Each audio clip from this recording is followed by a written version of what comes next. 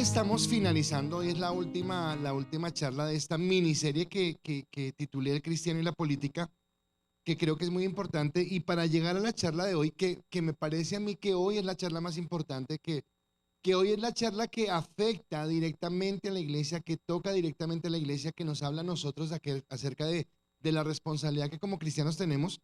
Para llegar a esta charla hemos pasado por dos charlas anteriores. La primera era en la que hablábamos de la perspectiva del cristiano sobre la democracia, y donde decíamos que aunque muchos catalogan este como el mejor sistema, pues la verdad es que no es tan bueno. O sea, no es tan que uno diga, no, esto es lo mejor. Y decíamos que el problema empieza desde su inicio, ¿verdad? Entonces es como que es la soberanía del pueblo la que va a elegir sus gobernantes. Bueno, eso es tanto así como que la voz del pueblo es la voz de Dios. Pues no, generalmente la voz del pueblo no es la voz de Dios, y generalmente solemos equivocarnos porque tenemos una naturaleza caída y porque cometemos errores. Entonces, a partir de eso, entonces, claro, encontramos que si el hombre es el que elige y el hombre tiene una conducta pecaminosa y el hombre puede comprar votos o el hombre puede vender su conciencia, pues desde ahí ya empieza la cosa a no ser tan efectiva, no ser tan clara, no ser tan buena como nosotros quisiéramos que fuera. Pero, pero, es el sistema que tenemos, es el sistema al que nos sometemos. Y tal vez, como lo digo siempre que hay elecciones, esta tarde, independientemente de quién salga elegido, ojalá sean los que nosotros votamos, ojalá yo quisiera que fueran las personas que yo pienso que lo harán mejor, pero si no son esas, son las reglas y tocaría aceptarlas. Y acá es donde viene el entender que no es tan perfecto, tan claro como nosotros quisiéramos. Eso lo hablamos el día domingo. El día miércoles hablábamos acerca del proceso electoral y decíamos que aunque no es perfecto, y esto lo digo en serio, para mí el voto no es solamente un derecho que tenemos, sino que la verdad yo creo que como cristianos es un deber que tenemos.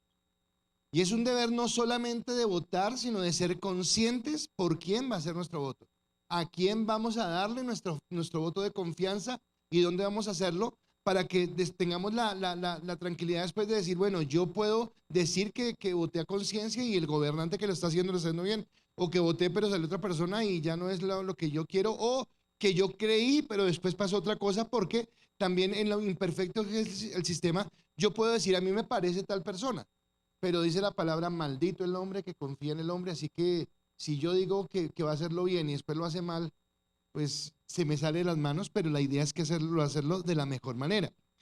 Pero en ese sentido decíamos que los cristianos no deberíamos votar tanto por una ideología, sino deberíamos votar de acuerdo a los principios bíblicos que tenemos. Y esto para mí es básico, porque a veces las ideologías pueden que estén sesgadas y se salgan del propósito de Dios. Pero cuando yo entiendo cuáles son los principios de Dios, cuando yo entiendo cuáles son los principios de la palabra, cuando yo coloco la palabra en el primer lugar de mi vida, seguramente lo voy a hacer de la mejor manera. Y yo quiero decirles que las elecciones de hoy son igual o más importantes que la del presidente.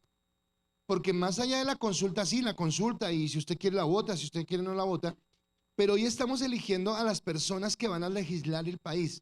¿Quiénes son las personas que legislan el país? Son aquellos que van a sacar las políticas de gobierno que nos van a regir. Son aquellos que van a tramitar las reformas de gobierno que nos van a regir. Y son aquellos que van a hacer control político a los entes del gobierno para que todo suceda como debe suceder.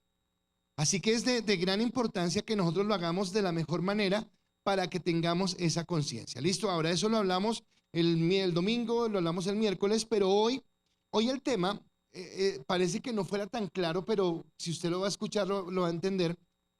Es sobre, o el título que le he dado es la corrupción y la pobreza. Usted dirá, pero esto tiene relación, claro que tiene toda la relación del mundo. Y vamos a hablar sobre la corrupción y la pobreza, y quiero que usted me preste atención. Y no sé si usted alguna vez se ha preguntado por qué a nosotros nos llaman país tercermundista. Ya, ese títulos, país tercermundista, suena como por allá como que fuchi, tercermundista. ¿Qué es eso? Resulta que el término tercermundista se acuñó fue en una franja o en un espacio de la historia de la sociedad humana, de la historia humana.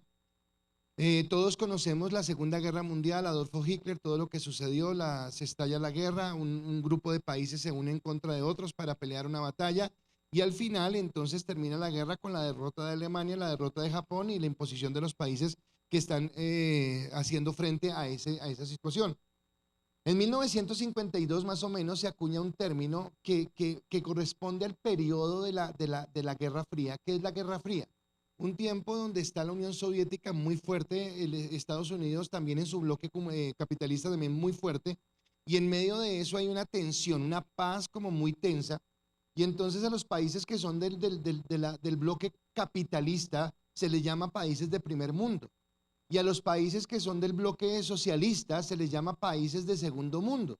Y a los que no están ni en el primero ni en el segundo, pues son los del tercer mundo. Y a eso es lo que se acuña el término. Entonces, entre esos está Latinoamérica, entre esos están países de Asia, están países de África, a los que se les denomina países del tercer mundo. La Guerra Fría termina. ¿Cuándo termina la Guerra Fría? La Guerra Fría termina cuando en 1989 el muro de Berlín cae, cuando se cae el bloque socialista y viene una apertura diferente, viene la perestroika, bueno, es un montón de historias, pero viene ya un tiempo diferente, más se sigue tomando el término o se cambia el término más bien por países en vías de desarrollo. Suena más bonito, ¿verdad? Somos un país en vías de desarrollo. Lo que pasa es que llevamos harto tiempo en esa vía de desarrollo, pero somos un país en vía de desarrollo. Y hago todo esto énfasis es porque quiero que miremos algo, y es: ¿qué tienen en común estos países que son llamados países en vía de desarrollo o países que son del tercer mundo? Son países que son pobres, que no tienen un desarrollo científico, cultural avanzado, que tienen carencias en la salud, que tienen carencias en la economía, pero en la salud, perdón, pero que todo esto corresponde a algo que se da en todas las naciones, en esas naciones, y es la corrupción. Que hay mucha corrupción, que no hay algo que realmente les permita desarrollarse, porque todo se roba, porque todo se quita, porque todo se lleva a esos términos. Y entonces, por ejemplo, y no estoy hablando de política, espero que me entienda, pero ¿por qué tenemos hoy un gobierno de izquierda? Sencillo, porque la gente se cansó de que los gobiernos de derecha robaran. Entonces la gente votó diciendo: uy, ojalá se acabe esto y vamos a votar. Y llegó otro grupo, hicieron lo mismo. O sea que el asunto terminó igual. Entonces hay una canción que dice que la cura terminó peor que la enfermedad, pero no es que terminó peor, sino seguimos en lo mismo. Siempre hay una misma conciencia de robar, de robar, de robar, y es algo que nos afecta en ese sentido. Y resulta que además que nos afecta, entonces no solamente nos afectó, sino nos polarizó. Porque si usted ha tenido discusiones sobre política o si usted ha hablado con política, resulta que la gente no argumenta, o sea, no pelea sobre argumentos, sobre modelos económicos o sobre formas de gobierno, sino peleas por personajes. Es que usted es de tal, entonces yo lo odio, porque yo soy de tal y yo soy bueno. Entonces yo soy bueno, usted es malo, y al contrario dicen lo contrario, y lo que hacen es dividir el país, polarizar el país, pero ninguno tiene la certeza que el candidato que usted tiene o el movimiento que usted tiene, esa es la respuesta. Ninguno tiene esa respuesta. Y entonces uno dice: bueno, ¿y entonces cómo hacemos? Porque como cristianos nos vamos para un lado, nos vamos para el otro y aseguramos que el mío es el bueno y que el otro es el malo. Entonces surgen dos preguntas que nos deberíamos hacer como cristianos allí. Bueno, pastor, ¿y entonces nosotros somos de izquierda o somos de derecha? Entonces de pronto los que tienen un pensamiento de derecha están esperando: el pastor aquí lo va a decir, va a decir claro que es la derecha, y todos contentos, y seguramente otros se van a enojar. ¿Y qué tendrá que el pastor diga que la izquierda? Y entonces unos se van a alegrar y otros se van a enojar. Y lo que vamos a aumentar con esto es ¿qué? La polarización. Y la palabra me dice a mí que maldito el hombre que confía en el hombre. Y entonces quiere decir que si la respuesta no está en la derecha o no está en la izquierda, quiere decir que en todo, como en los casos de nuestra vida, quien tiene la respuesta siempre es Dios. Y siempre nos va a llevar a mirar a Dios, a comprender quién es Dios y qué lugar ocupa Dios en nuestra vida, para que entendamos que es Dios. Y esto para mí es importante, por eso le digo que este tema de hoy para mí es más impactante o más dirigido a la iglesia, porque es que un sistema político, una ideología de gobierno, sea de derecha, sea de izquierda, no tiene el poder de transformar el corazón del hombre. Eso no lo tiene un poder político. Ese poder solamente lo tiene Dios a través de la palabra, a través del Espíritu Santo. Así que yo necesito es encontrar en Dios la respuesta y encontrar en Dios lo que queremos, ¿de acuerdo? Ahora, es cierto, entonces usted va a decir: pastor, pero usted ha repetido que es la eternidad, que estamos mirando a la eternidad. Entonces, ¿para qué hablamos de política? Si eso es algo tan superficial. No, espere un momentico. Sí es cierto que miramos a la eternidad, sí es cierto que nuestra esperanza está en la eternidad, sí es cierto que acá somos pasajeros en este tiempo, pero también es cierto que nosotros tenemos una obligación acá en esta tierra. O sea, yo no puedo decir, creo que lo que Pablo dice cuando hay un momento donde están anunciando la segunda venida de Cristo y la segunda venida de Cristo, y entonces algunos cristianos de esa época, pues, ¿para qué trabajamos? Y entonces se la pasaban era en la casa de los otros hermanitos allá poniendo la batea, entonces, aquí era sirven el almuerzo, aquí era la comida, aquí era tal cosa. Entonces Pablo se detiene y dice, pero un momentico, el que no trabaje, que no coma, y eso es una actividad mundana, si se mira ese término. No, no, no, no, es que tenemos la esperanza en la eternidad, pero seguimos estando en esta tierra y tenemos responsabilidades en esta tierra, y entre esas responsabilidades está el vivir una vida que glorifique a Dios, que exalte a Dios. Pablo escribió algo en la carta a los Colosenses, y eso que escribió Pablo no habla de una actividad que vamos a desarrollar en el cielo, no, dice una actividad que desarrollamos aquí en la tierra, ahora, en este momento. Colosenses capítulo 3, versículo 23 y 24 dice, y todo lo que hagáis, hacedlo de corazón como para el Señor y no para los hombres, sabiendo que del Señor recibiré la recompensa de la herencia, porque a Cristo el Señor servís. Mas el que hace injusticia recibirá la injusticia que hiciere, porque no hay acepción de personas. Quiere decir que Dios está demandando que su iglesia en este momento, en esta tierra, en este plano, haga las cosas que tiene que hacer y trabaje de la manera que tiene que trabajar y viva de la manera que tiene que vivir. Y entonces vuelvo otra vez a la calificación, países de primer mundo, de segundo mundo, de tercer mundo. Oiga, queda feo que como nos dejaron por allá como en la fila de atrás. Y aunque es un término que se adjudica, ya les dije, al tiempo de la Guerra Fría, quiero decirle que la calificación sí no viene de ese tiempo, sino que la calificación viene, y acá es donde entro en el mensaje, y por favor preste mucha atención, viene de las decisiones que estos países tomaron en algún momento de su historia atrás. O sea, ya cuando llegaron a la Segunda Guerra, ya eran países que tenían una trascendencia, una historia, un caminar, pero hay algo que los marcó. Y lo que los marcó es la pregunta que yo me hacía era, bueno, ¿y cómo llegaron al título de primer mundo? O sea, solamente porque eran más bonitos o porque tenían algo diferente. Y resulta que llegaron al título de primer mundo porque, al contrario de los países de tercer mundo, estos países tenían desarrollo, tenían buenos gobiernos, tenían buenas economías, tenían prosperidad, tenían bienestar para sus ciudadanos. Déjeme hacer un paréntesis acá y voy a algo de la palabra. Usted recuerda que cuando Salomón es colocado en el trono, él le pide a Dios sabiduría, y Dios le da la sabiduría, pero también le dice que le da el entendimiento para que pueda hacer las cosas bien. Y a mí me impacta que cuando habla de que venían reyes de otros lugares a su reino para mirar qué era lo que estaba pasando allá, sí, veían lo hermoso, los palacios, la prosperidad, todo, pero algo que veían ellos era la alegría de su pueblo, la alegría de sus siervos. Quiere decir que en el momento que Salomón lo hizo bien, lo que trajo fue bienestar. Ahora, esto mismo pasa acá, y en estos países resulta que esa historia que hizo que llegaran a ser países de primer mundo está directamente relacionada con algo que pasó en el siglo XVI. Y lo que pasó en el siglo XVI fue la reforma protestante. Europa se divide en dos franjas: Europa del norte, los países del norte, los países del sur. En los países del norte encontramos países como Alemania, que es la base de la reforma porque de ahí es Lutero; Dinamarca, Suecia, Noruega, Islandia, Suecia, Suiza, Inglaterra. Más adelante, colonizada por la Gran Bretaña, Estados Unidos. Y resulta que si yo me pongo a mirar un país como Suiza o como Suecia o como estos que tienen estaciones, que no tienen la riqueza que tiene un país como Colombia, pues no es que sean más inteligentes que nosotros, porque yo considero que somos muy inteligentes, yo considero que tenemos mucha capacidad.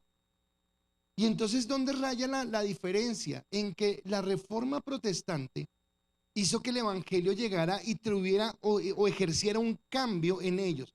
Y para mí esta es la fuerza del evangelio, que si miramos a lo eterno, que miramos a la gloria de Dios, pero que tiene que haber un cambio en el ahora. La reforma protestante dio origen espiritualmente a algo que nosotros conocemos como las 5 solas. Algunos las han escuchado.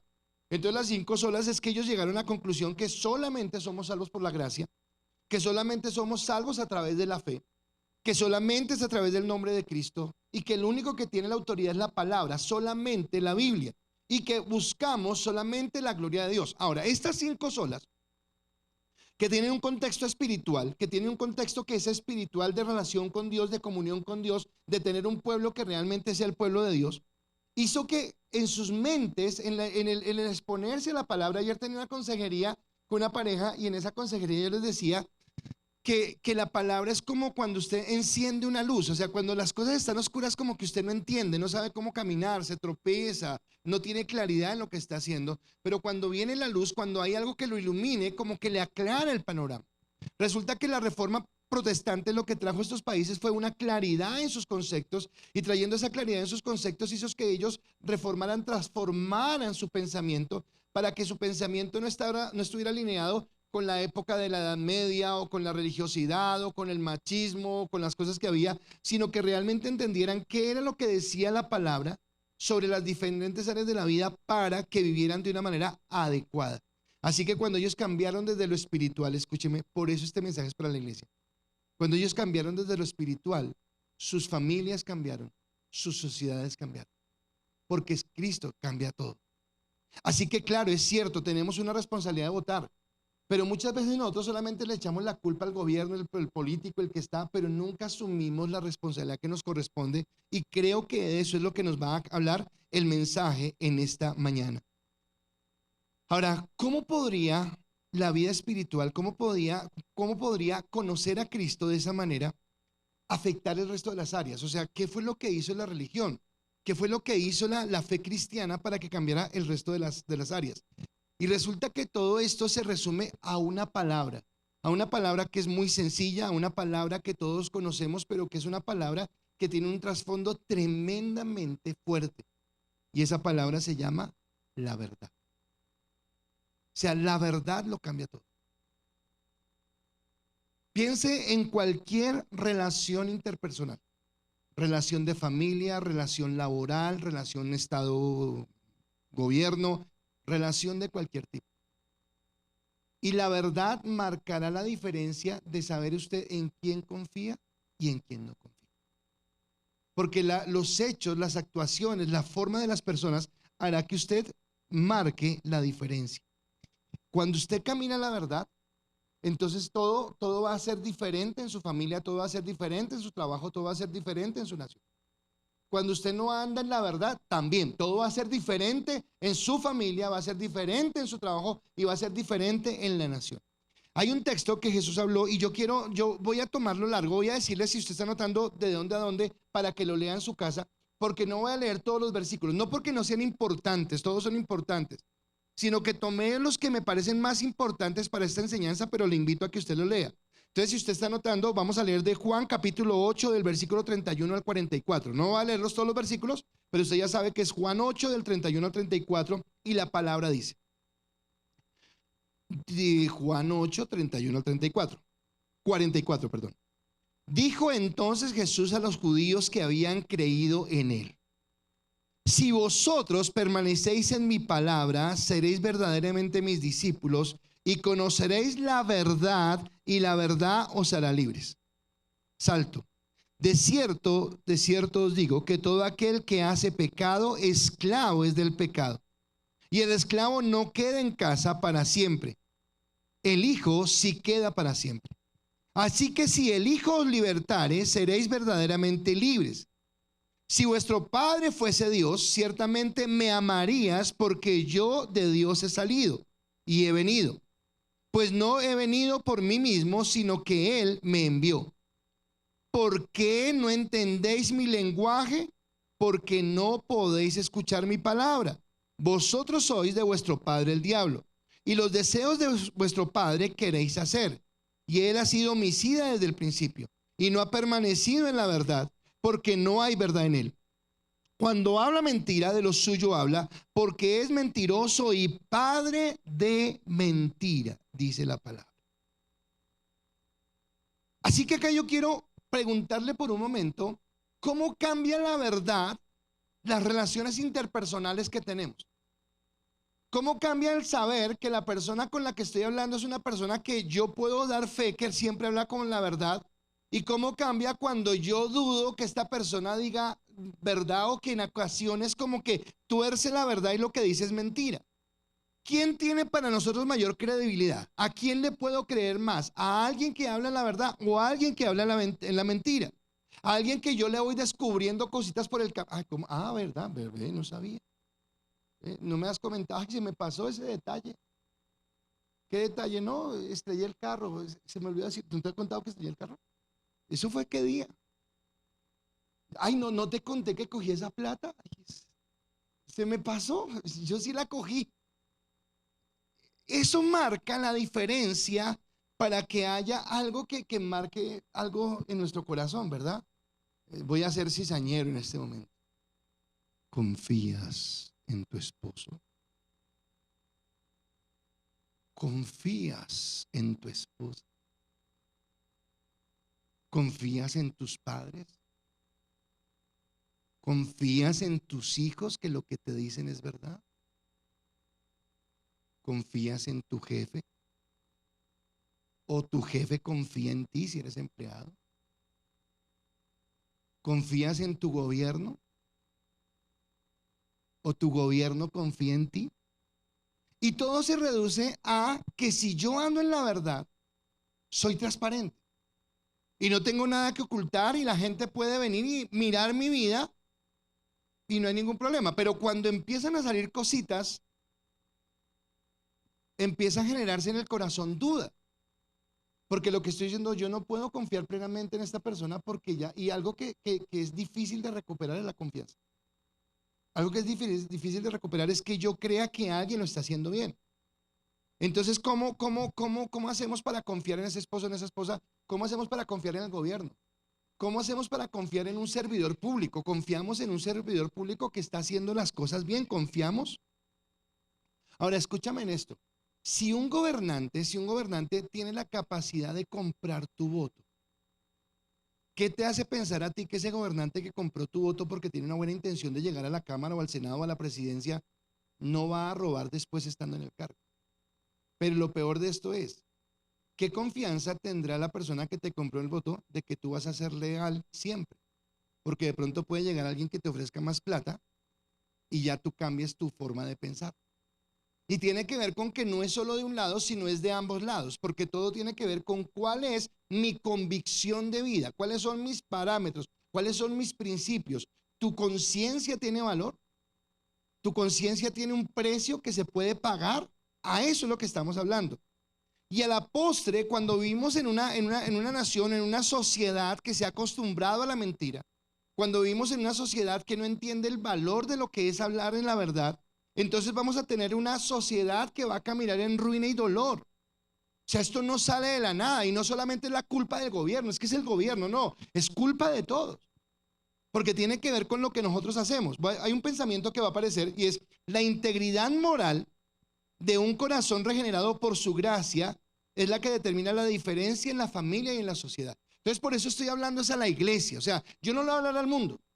Yo no le voy a pedir al mundo, no le voy a pedir al mundo que actúe como debe actuar, porque el mundo tiene un corazón viciado por el pecado. Pero usted y yo que conocemos la verdad y que la palabra dice que la verdad nos ha hecho libres, ¿cómo caminamos o cómo actuamos en la verdad? ¿Realmente estamos caminando y actuando en la verdad? ¿Estamos siendo veraces en la forma en la que hablamos, en la que vivimos, en la que nos comportamos? ¿Cuántos son salvos acá por la gracia? Amén, ¿verdad? Quiere decir que la ley moral ya no tiene nada que ver con nosotros. Eso, la ley moral, ¿eso para qué? ¿Cierto? Somos salvos por gracia. ¿Están de acuerdo conmigo? No. Pero luego no somos salvos por gracia. ¿Y para qué sirve la ley moral si yo soy salvo por gracia? Salvo siempre salvo.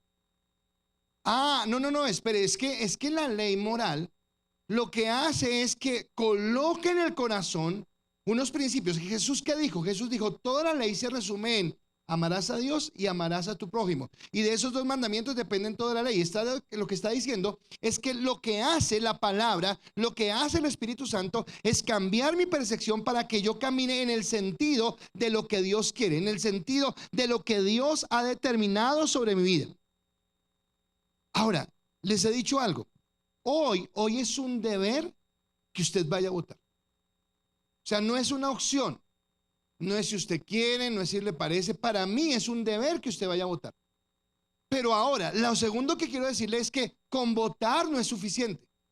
En un cristiano no es solamente el votar. Y de lo que quiero hablarle es de cuál es nuestra proyección. ¿Qué pasó en estos países? En estos países pasó que la palabra vino y transformó su manera de actuar, su manera de pensar, su manera de vivir para poder realmente ver la gloria de Dios. Ellos, esos países que seguramente acogieron el protestantismo, seguramente tenían su mirada puesta en la eternidad como la tenemos nosotros, pero sabían que mientras que llegaba la eternidad eran responsables de que acá hubiera una forma de vida que fuera de bienestar, pero ese bienestar se daba porque glorificaban a Dios, porque exaltaban a Dios. Así que voy a colocar una serie de parámetros que van a sonar contradictorios, pero que usted los va a entender. Entonces, el primer punto, ¿por qué, por ejemplo, la corrupción trae tanta pobreza? Es porque lo relativo ha desplazado lo absoluto. Lo relativo ha desplazado lo absoluto. Entonces, la sociedad en la que vivimos nos ha enseñado que todo es relativo, como usted lo vea. Porque es que si yo lo veo negro y usted lo ve blanco, pues no, usted me respeta a mí que yo lo veo negro y yo le respeto a usted que es blanco. Ahora pregunto, ¿algo puede ser blanco y negro a la vez?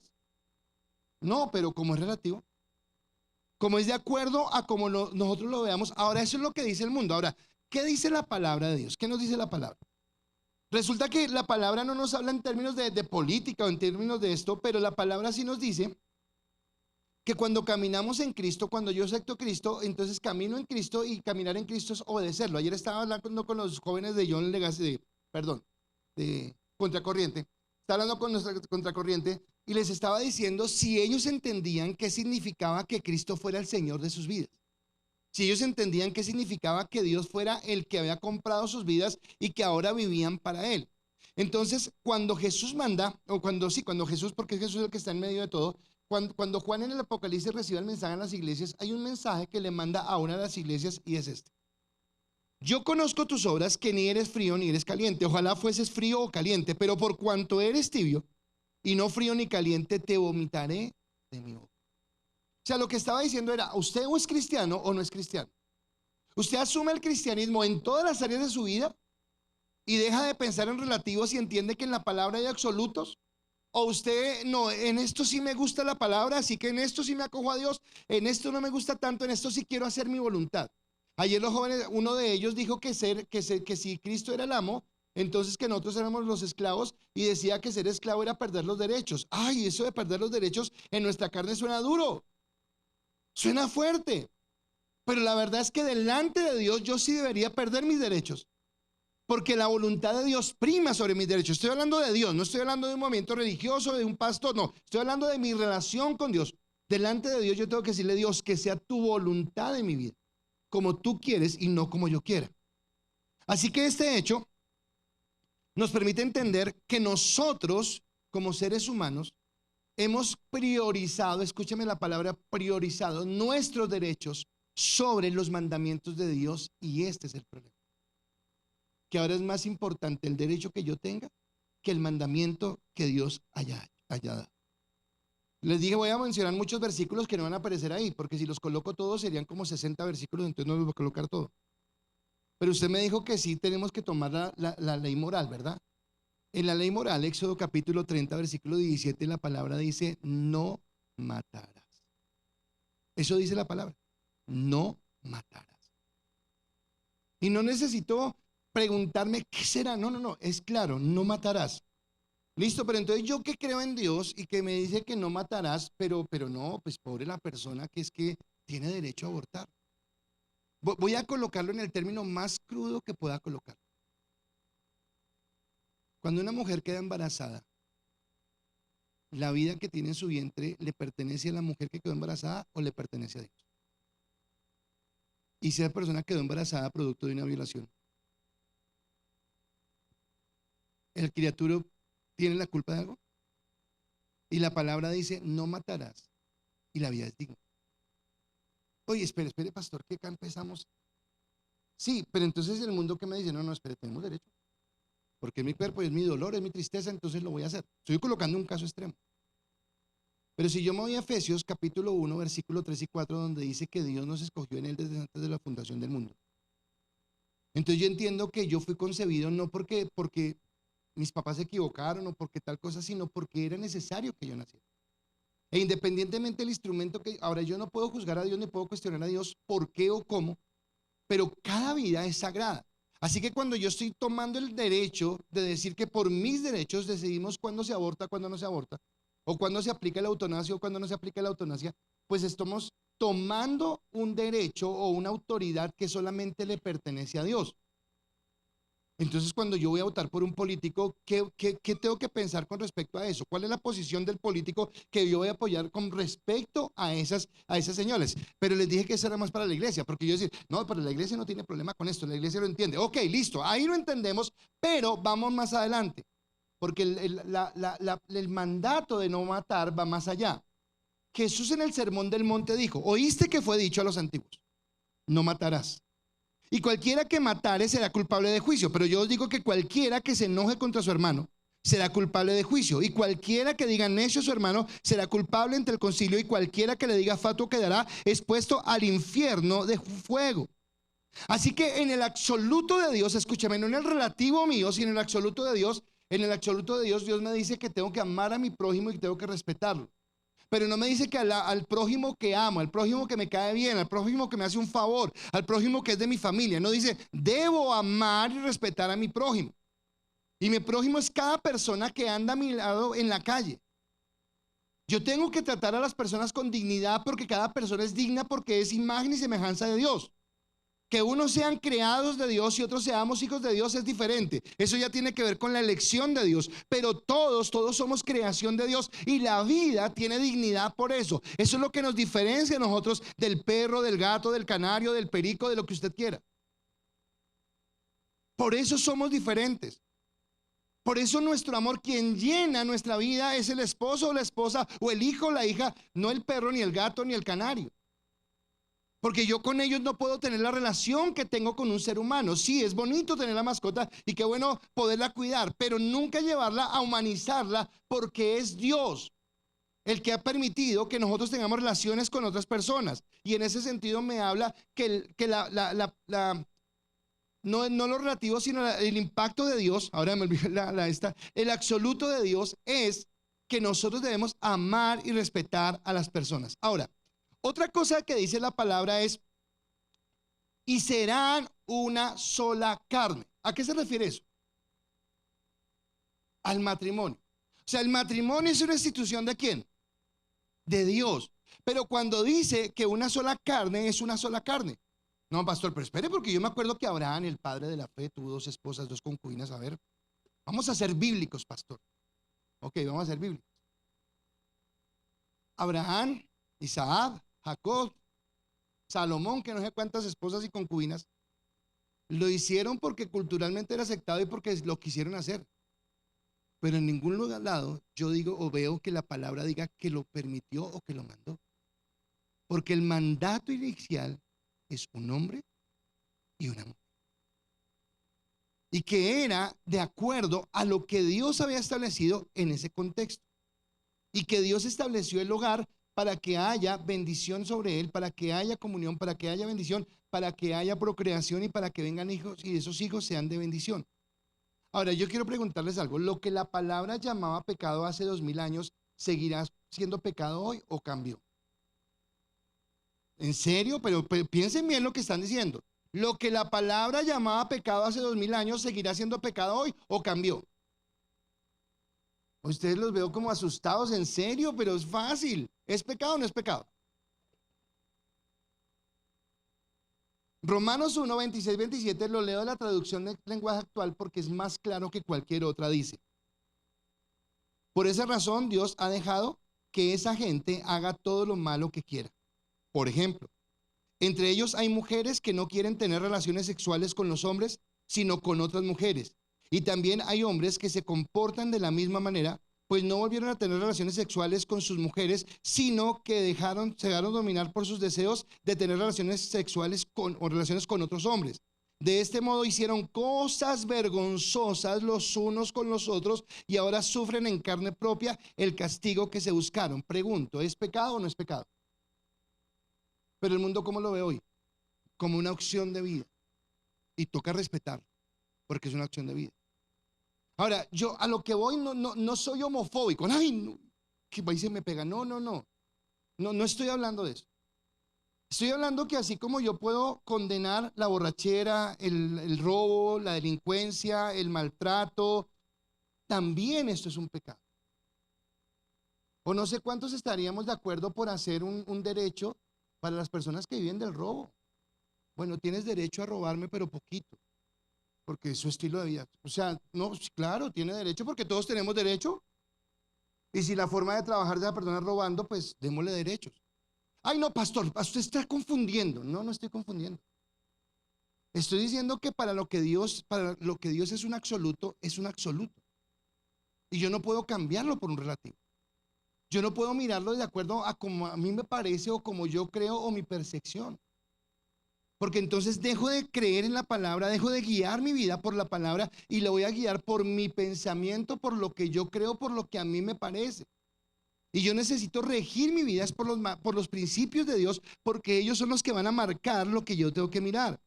Dice la palabra también con respecto a los hijos en el Salmo 127, versículo 3, dice, herencia de Jehová son los hijos. Wow, qué bendición los que tienen hijos. Pero la palabra llama a los padres que tienen hijos a proveer a sus hijos, a cuidar a sus hijos, a bendecir a sus hijos y a educar a sus hijos para que sean hijos temerosos de Dios, que caminen en el camino de Dios. Entonces, todo este tipo de cosas fue lo que empezó a cambiar el pensamiento de esos países de Occidente, y cambiar el pensamiento hizo que ellos pudieran tener una forma de vida diferente porque caminaban los principios de Dios, porque no caminaban en el caos ni en el desorden, sino caminaban en la rectitud de lo que Dios había establecido como Dios lo diseñó en su plan. Porque es que a veces peleamos entre nosotros como si el asunto fuera de nosotros. Si alguien quiere pelear conmigo sobre lo que he dicho hasta ahora, no pelee conmigo, pelee con la Biblia. Pelee con Dios y dígale: Dios, a mí no me parece, porque ¿dónde quedan mis derechos? Y yo te voy a decir que tus derechos quedan en el sentido de saber que Cristo fue y pagó un precio por ti en la cruz del Calvario y te hizo su hijo, pero también te hizo su esclavo para que tú vivas para darle la gloria a Él. Otra cosa, porque ahí no termina. Puede ser que tengamos matrimonios bíblicos, puede ser que usted dijo: no, yo fui a la iglesia y me casé y el pastor me dio la bendición. Y los hijos que tuvimos nacieron dentro del hogar. Perfecto, eso no es suficiente. Porque ahora tiene que ver cómo tú, sea el hombre o sea la mujer, cómo tratas a la gente de tu casa. Esposo, ¿estás dignificando a tu mujer? ¿La estás levantando? ¿La estás edificando? ¿La estás bendiciendo? Esposa, ¿estás tratando a tu esposo como la palabra te dice que lo trates? Padres, están levantando a sus hijos en el temor de Dios y están enseñando a sus hijos respeto, y sus hijos respetan a sus padres de la manera como lo tienen que hacer, porque es el marco de lo que Dios ha dado, y no es algo relativo en lo que a mí me parece o lo que yo creo, sino en los principios que Dios ha manifestado. Porque entonces acá vienen las buenas relaciones. Dios dice en su palabra, en otro contexto, ahora voy a cambiarme a otro contexto, Éxodo otra vez, la ley 19:13 dice: no oprimirás a tu prójimo, ni le robarás, no retendrás el salario del jornalero en tu casa hasta la mañana. Wow, está hablando a los jefes y está diciendo: Señor, si usted es jefe y usted dijo: ay, ¿verdad que hoy es 15 y es viernes a las 5 de la tarde? Ay, pues ya está tarde. El martes o el lunes, que se aguanten. Perdón, que se aguanten. Esa persona está esperando su quincena porque tiene que hacer mercado, porque tiene que pagar arriendo, porque tiene que cumplir sus obligaciones. O sea, me está hablando que la palabra renueva mi manera de cómo me comporto como empleador, cómo soy como empleador, cómo trato a mis empleados. Es más, tiene que ver con el respeto, y yo lucho mucho con esto, porque el hecho de que yo le pague un salario a alguien, no, oiga, usted, fulanito, vaga, no, hágame el favor. Buenos días, buenas tardes, muchas gracias. ¿Y por qué le da las gracias si yo le pago? Pues porque es educación y porque es una persona que merece respeto. Porque es una persona que es igual a mí. El hecho que yo le pague no me coloca por encima de. Porque tal vez así como yo le pago a esa persona, otro me paga a mí para que yo haga otra cosa. Entonces yo debo tratar a las personas con respeto, y eso hace parte de cambiar mi pensamiento y renovar mi pensamiento. No os conforméis a este siglo, sino transformaos por medio de. Eso es lo que significa que yo viva. Entonces, no, es que la culpa es del gobierno. No, espere, la culpa no es del gobierno. ¿Cómo vivimos nosotros? ¿Cómo actuamos nosotros? ¿Cómo caminamos en nuestro caminar? Ahora, de igual forma, si el empleador es honesto, si el empleador paga su tiempo, si el empleador cumple con todas las normas, lo mínimo que se espera es que el empleado responda, que el empleado trabaje, que el empleado respete, que el empleado obedezca, que el empleado esté dispuesto a escuchar las órdenes y cumplirlas para lo que se contrató, porque eso es lo que se espera en una buena relación que está fundamentada en que en la verdad. Porque es una relación que está fundamentada en la verdad. Ahora, cuando empezamos, le dije que Pablo había escrito en Colosenses, y todo lo que hagáis, hacerlo de corazón como para el Señor y no para los hombres, porque de él recibimos la recompensa. Bueno, lo que quiero decirle ahora es, ¿qué antecede a eso? O sea, cuando Pablo describió eso, ¿qué había dicho antes para llegar a eso? Y lo que había dicho antes era lo siguiente, Colosenses 2, del 18 al 22. Casadas, estén sujetas a vuestros maridos como conviene en el Señor. Maridos, amad a vuestras mujeres y no seáis ásperos con ellas. Hijos, obedezcan a vuestros padres en todo, porque esto agrada al Señor. Padres, no exasperéis a vuestros hijos para que no se desalienten. Siervos, obedezcan en todo a vuestros siervos, a vuestros amos terrenales, no sirviendo al ojo como que quiera agradar a los hombres, sino con corazón sincero, temiendo a Dios. Y después de decir todo eso, dice, y todo lo que hagáis, hacerlo de corazón. ¿Qué es todo lo que hagáis? Todo en lo que nos relacionamos, todo en lo que vivimos. O sea que mi vida cristiana no se limita al domingo cuando vengo al servicio, o el viernes o el sábado cuando voy al grupo, o el miércoles cuando madrugo a la oración. No, mi vida cristiana es en todo el tiempo. Yo soy cristiano acá cuando estoy predicando con ustedes, pero soy cristiano cuando salgo a la calle y voy a la panadería, o voy a tal lugar, o voy a tal otro. En estos días alguien me preguntó, oye, ¿usted ya pagó lo que había? Yo, por favor. O sea, yo no, o sea, no lo digo es porque a veces, a mí no me han cobrado. Ay, verdad, es que no me han cobrado. No, no, no, eso no es excusa. Ni su mala memoria es excusa. Porque si alguien le vendió a usted algo, es porque esa persona vive de eso que le vendió. Y lo mínimo que espera es que usted le pague. Y eso tiene que ver con un pensamiento cristiano. Tiene que ver, esto no es de derecha, no es de izquierda. Esto tiene que ver con cómo somos nosotros, cómo caminamos en lo que Dios quiere. Así que la justicia social, escúcheme, la justicia social no es de derecha. La justicia social no es de izquierda. La justicia social es de Dios. Cuando yo vivo conforme a los parámetros y conforme a las normas que Dios ha establecido para que yo sea justo en las cosas que hago y que camine en lo que Dios está haciendo. Ahora, se trata de cumplir los mandamientos de Dios, pero entendemos también que cumplir esos mandamientos es imposible si mi corazón no está formado y a mi vida viene el temor de Dios. Y el temor de Dios es el respeto a Dios. Es en qué lugar yo tengo a Dios en mi vida para poder entender que la manera como trate a las personas con las que me relaciono todos los días, bien sea el esposo, bien sea la esposa, bien sea el hijo, bien sea el papá, bien sea el empleado, bien sea el empleador, bien sea el policía, bien sea con la persona que yo me relacione, yo siempre tengo que mirarla desde la perspectiva de lo que me dice la palabra, de cómo debo caminar. ¿Listo? Ahora, entonces, el problema que tenemos nosotros es que hemos colocado lo relativo sobre lo prioritario, sobre lo que es realmente el postulado que Dios quiere. Pero ¿por qué se genera esto? Porque nosotros tenemos un corazón egoísta y viene la segunda parte. El egoísmo ha desplazado mi amor al prójimo. El egoísmo. Tristemente nosotros, voy a hablar de Colombia, nos movemos en la ley del más vivo. Nos sentimos tan felices porque es que nosotros, en serio que como los colombianos no hay vivo. Y nos eufanamos y nos sentimos contentísimos por ser tan vivos. Y en ese sentirnos vivos es que primero yo, segundo yo y tercero yo, porque yo paso por encima de todo el mundo. Ahora, si yo acompaño este pensamiento egoísta, lo acompaño con un irrespeto o una irreverencia a la autoridad. Si yo también me levanto en una sociedad donde no se respeta la autoridad, no se respeta el semáforo, no se respeta el policía, no se respeta el vigilante, no se respeta el maestro, no se respeta el jefe, pues tenemos la fórmula perfecta para tener una sociedad egoísta e irreverente. Ahora le pregunto, ¿Bogotá a usted le suena a veces como que pareciera una sociedad egoísta e irreverente? Ah, ¿y la culpa de quién es? ¿Del gobierno? ¿La culpa es del gobierno? La culpa es de cada uno de nosotros que no actúa, que no asumimos la responsabilidad que tenemos. en un libro que para muchos es arcaico, que para otros no tiene vigencia, pero que para nosotros es el todo de la vida. En ese libro que para muchos es arcaico, en el Sermón del Monte, Jesús dijo: así que todas las cosas que queréis que los hombres hagan con vosotros, así también hace vosotros con ellos, porque esto es la ley y los profetas. Y me está hablando de la regla de oro, me está hablando de cómo yo camino conforme a las demás personas, pero parece que no lo hemos entendido. Entonces, 8 días decíamos que en Romanos capítulo 13 decía: sométase toda persona a las autoridades, porque no hay autoridad sino la establecida por Dios. Me está diciendo que yo debo respetar a la autoridad. Pero escúcheme, si yo necesito, o si yo estoy llamado a respetar a la autoridad, pero la mamá que está en bella con su hija, con su hijo, papito, y no se deje de nadie. Si el profesor lo va a regañar, me dice, por favor.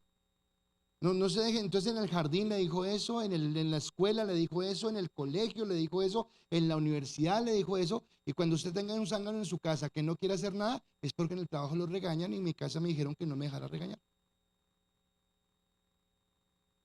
¿Y quién fue la víctima? ¿Y de quién fue el invento? Porque no enseñamos a respetar autoridad.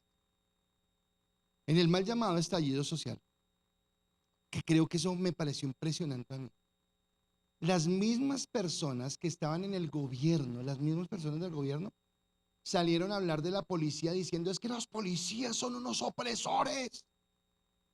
Bueno, vaya, mire ahora quién le tiene respeto a la policía. Y la policía es la que está llamada a guardar el orden. Pero como acá es fácil, vaya usted en otro país, vaya, señálelo con el dedo, a ver qué le pasa. Pero acá hasta les pegamos. Y pensamos que eso es lo mejor, porque somos tan vivos. ¿En serio somos vivos? ¿O en serio estamos mirando un caos o viviendo en un caos? Porque entonces cuando usted esté en el paro, y cuando tenga un caos y usted venga cansado de trabajar y diga: uy, este paro y otra vez saliendo, bueno, pues vaya, dígales que respeten a la policía. Vaya, dígales que se quiten, y que le van a decir: es mi derecho. Y me importa 5 si usted está cansado, si no tiene más plata, si le toca a mí, me importa, porque es mi derecho. Porque eso es una sociedad egoísta que no respeta la autoridad. Y sí, pueda que tenga que ver con el gobierno, pero para nosotros como cristianos tiene que ver más con mi convicción de quién es Dios. Porque independientemente de lo que haga el resto de la gente, yo tengo que entender quién es la autoridad, yo tengo que entender que yo amo a las demás personas, y que antes de colocarme a mí en primer lugar, coloco a los demás en primer lugar. Hablando de este tema egoísta, la palabra también dice en Levítico 19:11, dice: no hurtarás y no engañaréis ni mentiréis el uno al otro. No robarás, no le vas a decir mentiras a nadie, no vas a engañar a nadie. Wow, yo creo que en Colombia eso lo entendemos a la perfección, ¿verdad? No engañaremos a nadie, no sacaremos ventaja de nada. Éxodo capítulo 23:8 dice: no recibirás presente, porque el presente ciega a los que ven y pervierten la palabra de los justos. ¿Sabe lo que está diciendo? No recibirás soborno, ni darás soborno. Entonces usted se indignó porque ¿cómo así 1.000 millones de pesos le dieron al centro? No. Y mañana le van a sacar a usted en parte y dice: no, son 50.000. Es diferente, pues es que ya eran 1.000 millones, acá son solo 50.000, no es lo mismo. Es exactamente lo mismo. Sí, cambia el valor, cambia la tasa, el monto. Pero soborno es soborno, sea pequeño, sea grande. Soborno es soborno. Y darlo es pecado, y recibirlo es pecado. Cualquiera de los dos aspectos es pecado, porque va en contra de lo que Dios quiere. Y esto, además de ser pecado, es lo que trae ruina, que no entendemos eso, que somos tan vivos que no entendemos que esto es lo que trae ruina a nuestras vidas. Entonces, como vivimos en una cultura de que todo vale, porque acá todo vale, porque acá todo se pasa de agache, porque acá no hay nadie que muestre algo diferente, sino todo es al que más. Entonces, si el semáforo está dañado, todos nos mandamos al que más. Primero paso yo, además yo paso, y no podemos pasar porque siempre soy yo de primeros. Entonces, cuando vivimos en esa situación del que todo vale, entonces vamos a tener las consecuencias. ¿Usted por qué no paga impuestos? Porque lo roban. ¿Para qué va a pagar impuestos si no es que lo roban? Ok, listo, usted no paga impuestos porque se lo roban. ¿En serio? ¿En serio es por eso? O sea, yo quiero preguntarle: ¿en serio es por eso?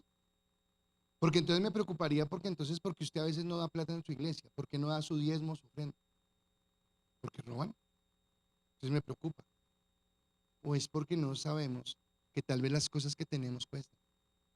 Que así como en la ciudad, mantener una ciudad, mantenerla limpia, mantenerla pavimentada, mantenerla en orden, mantener la policía, cuesta. Así como en la iglesia, cuesta un arriendo, cuesta. Ah, no, pero no es mi problema. No, no, no, yo sí necesito es que estén ahí conmigo. Y lo coloco es en el contexto de cómo nuestro pensamiento ha cambiado. Si realmente ha sido renovado. Entonces volvamos a la iglesia. Volvamos a la iglesia, volvamos a los impuestos y volvamos a esta parte.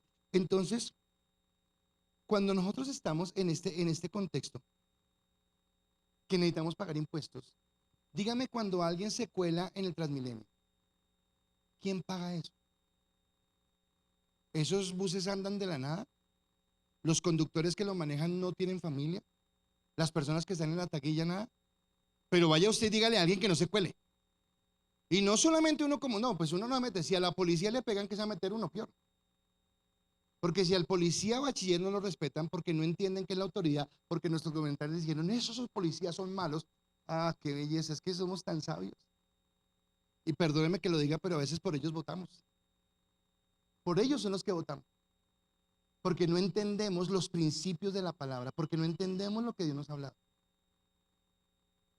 Entonces, después decimos, nos quejamos porque no hay esto. Si yo soy el que me colo y no pago el Transmilenio, estoy feliz. Pero después estoy saliendo a defender mis derechos. ¿Cómo así que no me dan? ¿Cómo así que no me proveen? ¿Cómo así que no me dan el subsidio o las cosas que hagan? ¿Qué pasa cuando se soborna? Cuando se soborna para sacar un proyecto y el puente se cae, la calle se daña, el edificio se cayó, ¿quién paga eso? Y si hay vidas humanas, ¿quién lo paga? Y todo porque se aceptó un soborno. Ay, pero es que todo el mundo lo hace, sí, pero es que usted y yo no somos todo el mundo porque la palabra es la que rige nuestra vida. Es la palabra la que está en mi vida. Yo no sé si usted sepa, voy a contarle esto, porque a veces no entendemos, pero hace unos años inauguraron la Vía al Sol. No sé si alguien la ha tomado, pero la Vía al Sol es espectacular, muy bonita y todo eso. Oiga, y se llenó de huecos. Entonces uno podría decir que sí, puede ser porque le hicieron mal, puede ser una opción. Pero ¿sabe que hay otra cosa? Yo no sé si usted ha dado cuenta que en esas vías hay unos lugares donde dice báscula, y la báscula es que los carros, los camiones que llevan mercancía tienen un peso límite para andar en esos lugares porque si no el pavimento no va a aguantar. Y entonces el señor conductor que necesita llevar lo que más pueda porque entre más lleve menos viajes hace, entonces va y se acerca a la báscula con un billete de 50 y mira para otro lado. Y la otra persona lo recibe y mira para otro lado. Y se va. Y sí, y arranca y sí, tan vivo. Los dos son vivos, el uno ganó una plática extra y el otro pasó sin ningún problema. Bueno, pero cuando la carretera se llena de huecos, ¿quién va a pagar esos huecos? O cuando la carretera se vuelve insegura porque usted cayó en un hueco de eso, se quedó pinchado y apareció un criminal y lo robó, ¿quién va a pagar eso? Pero es que somos inteligentes. Porque no entendemos que lo pequeño que hacemos en un momento nos afecta a todos porque no tenemos la conciencia de lo que la palabra nos ha hablado o lo que la palabra nos ha dicho. Dígame, si usted tiene un empleado y su empleado, si usted tiene una empresa, usted montó una empresa y su empleado le roba. Si yo voy y le digo a Lucy, usted que tiene allá con su jefe, denme un trabajo y ella me da trabajo. Aquí hay dos aspectos que quiero mirar con Lucy. Y yo voy allá y resulta que el jefe de Lucy entonces me gritó un día y yo, ay, tan lindo mi jefe y no sé qué. Y salgo afuera y digo, no, si tengo que decirle algo le digo. O si no me gusta el trabajo me retiro. Pero ¿por qué voy a hablar mal del lugar que me está dando de comer? Pastor, es que usted no se imagina. Bueno, si no me imagino, pues entonces retírese si es tan duro. Pero ese lugar es el que le está dando usted de comer. De ese lugar es donde usted está recibiendo su sueldo. De ese lugar es donde usted puede traer provisión a su casa. Ahora, si además de eso, yo espero que se descuiden para embolsillarme plata, embolsillarme la cocedora, embolsillarme las cosas. Uy, porque yo soy inteligente. Cuando cierren la empresa porque quebró, ¿quién es el perjudicado? ¿Quién va a estar mal? Porque es que no entendemos que la palabra, cuando vivimos en el orden de Dios, en todo lo que he dicho, es que Dios colocó un orden porque eso es lo que trae estabilidad, porque eso es lo que nos permite vivir bien. Que cuando nos sometemos a la palabra de Dios caminamos, que no todo el problema es del gobierno, que no todo el problema es de los que están gobernando, sino que tiene que ver con nosotros también como personas que estamos haciendo un montón de cosas que no debiéramos hacer, que estamos viviendo como vive el mundo, pero somos también los primeros que salimos a exigir los derechos porque yo tengo derecho. Vaya, pregúntele a todos los que salen a marchar, a tirar bombas, a tirar piedras, si ellos pagan impuestos, si ellos respetan la autoridad, si ellos trabajan bien, si ellos... Pregunte. y se va a dar cuenta que somos más buenos en exigir derechos que en realmente asumir responsabilidades sobre lo que tenemos que hacer. Y eso hace que una sociedad no progrese. Porque si toda la sociedad es zángano, porque, perdóname y voy a decirlo abiertamente, pero si el gobierno tiene que decirle a los muchachos que para que no maten a alguien les doy $1.000.000, pues yo me inscribo. No, yo mato gente, yo no mato ni un zancudo, pero si me dan plata gratis. Y estamos levantando una sociedad que no quiere producir. Estamos levantando una sociedad que no quiere trabajar. Estamos levantando una sociedad, pero la culpa es del gobierno. Es que la culpa es del gobierno. No, no todo es la culpa del gobierno. Tenemos que asumir una responsabilidad, porque todo lo que hemos dicho es lo que da base a una sociedad corrupta. Y vengo con mi tercer y último punto: la corrupción y la pobreza. Yo no sé si usted sepa, y si no lo sabe se lo va a decir, y se lo va a decir y le va a sonar feo, pero se lo va a decir. Nosotros tenemos los gobernantes que nos merecemos.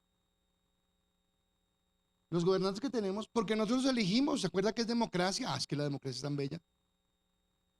Porque la voz del pueblo es la voz de Dios. Bueno, pero ¿cómo salen electos estas personas? Alguien me llamó ayer y alguien me llamó ayer. Ahora, no, obviamente, pero quiero decirle cómo nosotros somos viciados.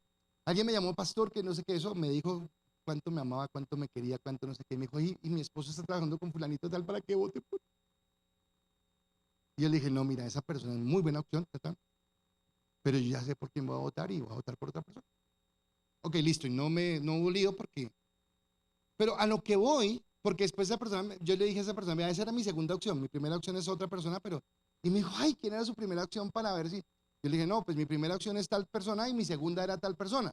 Dijo, ay, estamos igualitos. Le dije, es igualito, pero al contrario. Y esto no tiene nada malo. Le dije, pero usted va a votar por esa persona porque si esa persona sale electa le va a dar trabajo a su esposo, entonces le conviene. O sea, no, sí me entiendo, no siendo que sea bueno o malo. Pero si yo tengo cómo sacar ventaja de algo, ¿yo qué voy a buscar? Sacar ventaja. Ahora, en este caso, la persona por la que va a votar no creo que sea un mal candidato, pero lo digo, y si es un mal candidato, si es el que va a robar, y yo voto por él, porque pienso que estoy haciendo lo mejor, porque pienso que todos decimos, no, es que a la gente por allá que les compran el voto porque esto es que se aprovechan de su inocencia. No, pero ¿cuántos años aprovechándose de su inocencia? O sea, todo el tiempo. O sea, no hemos entendido que nos prometen cosas y después no nos cumplen. Entonces tiene que ver con cómo cambia mi corazón delante de Dios.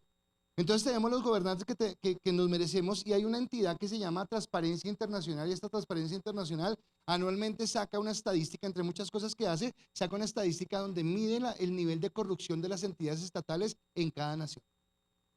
Resulta que busqué el año 2025, busqué a Colombia está en el puesto 64 con un 99% de corrupción en sus entidades gubernamentales. Ahora, para que usted no diga, es que usted quiere dárselas al gobierno de ahora, no, esta corrupción ha existido en los últimos 50, 60 años. Porque esto no es de derecha, no es de izquierda, sino es del corazón del hombre. Cuando no somos transparentes, cuando no caminamos en lo que debemos caminar y cuando no vivimos en lo que queremos vivir. No podía sacar de acá mi economía, ¿verdad? Tengo que mostrar algo de mi economía. Hay un economista, se llama Adam Smith, los que están en la universidad lo he escuchado. Él hablaba acerca de la mano invisible, esto lo dije para mostrarme como elegante, o sea, como que sé. Pero resulta que él dijo algo que me parece bien impresionante, porque uno esperaría que una persona que habla de economía, lo que hablara fuera de la oferta, la demanda, la elasticidad de la demanda con respecto a la oferta en los momentos de crisis para que el PIB pueda subir. ¿Cómo los descreste, verdad? De eso no entendemos nada. Pero él no acude a eso para hablar de cómo prospera la economía, sino él sacó un libro que habló sobre la moral. Escúcheme, este tipo sacó un libro que habló sobre la moral. Y en ese libro él dijo algo que va a aparecer en la pantalla, que era: la economía real del mundo es el resultado de la clase de moralidad que se practica, la cual a su vez es fruto de la clase de filosofía que se despliega. No entendí. Bueno, se lo digo en términos sencillos. Está diciendo que la buena economía o la mala economía de un país está directamente relacionada con la capacidad del país que tenga de ser moral o inmoral.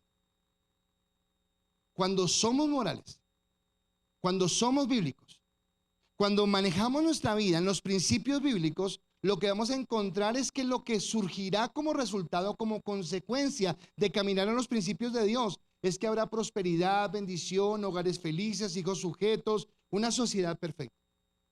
El problema es que esa sociedad perfecta no existe porque nuestro corazón es imperfecto. Pero vuelvo y le digo esto, y déjeme colocarlo en este término.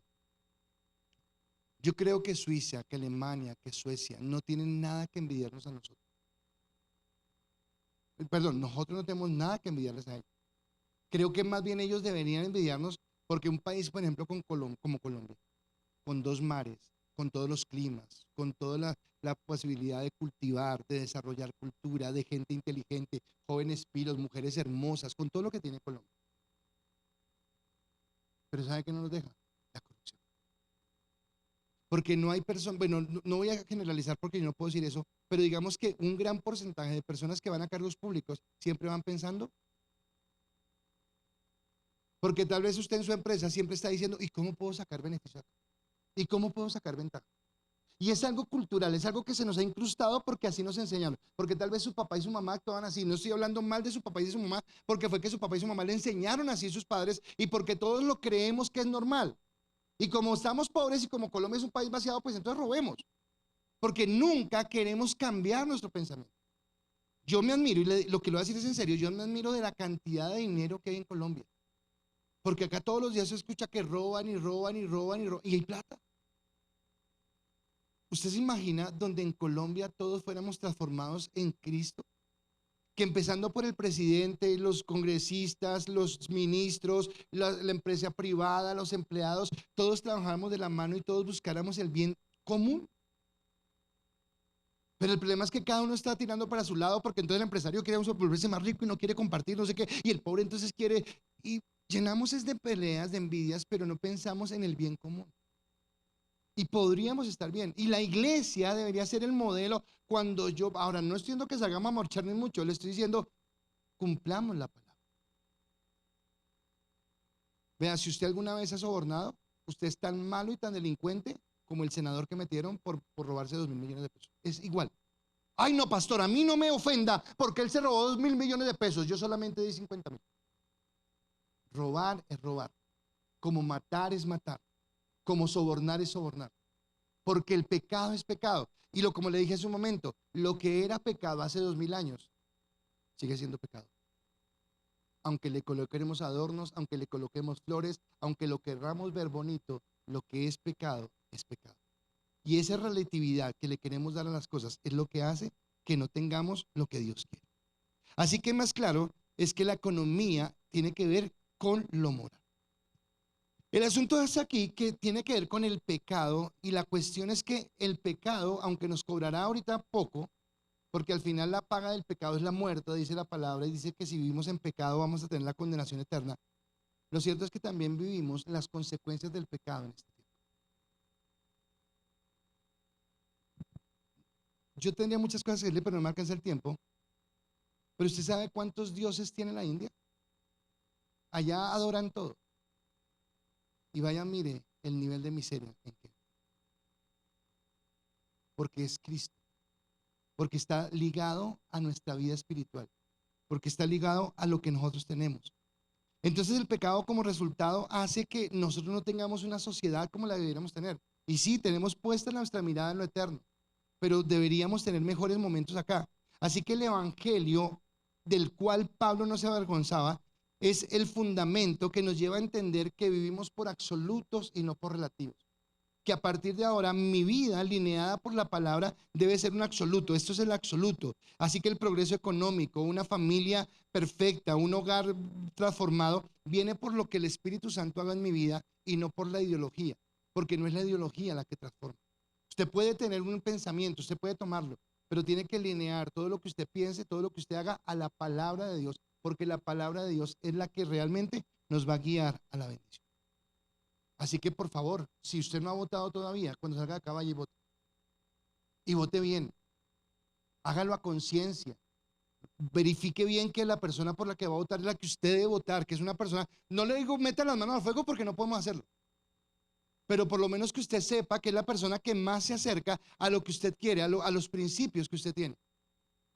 Así que hágalo. Pero no se conforme solamente con votar, porque no se trata solamente de votar. Se trata también de que nosotros debemos dar un testimonio. Sea yo empleado, sea yo empresario, sea yo papá, sea yo mamá, sea yo hijo, sea yo padre, sea yo lo que sea. Nosotros debemos dar testimonio, porque esa es la iglesia.